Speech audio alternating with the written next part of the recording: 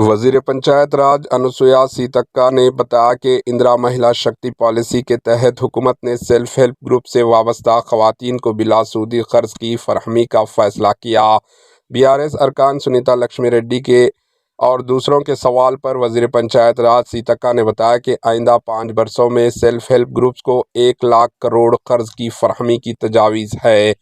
انہوں نے کہا کہ اسکیم پر جلد عمل آوری کی جائے گی۔ ریاستی وزیر سیتکا نے بتایا کہ بینکوں اور سری ندھی سے بلا سود قرض کے حصول کے لیے 2015 میں جیو جاری کیا گیا تھا، جس پہ 5 لاکھ روپے تک کی قرض کی گنجائش تھی۔ انہوں نے کہا کہ محکمہ پنچایت راج کے تحت اپریل 2019 سے نومبر 2023 تک 3,549 کروڑ کی قرض کی اجرائی زیر التوا پینڈنگ ہے۔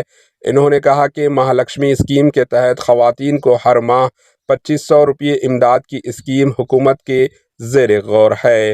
Bureau report AHN news.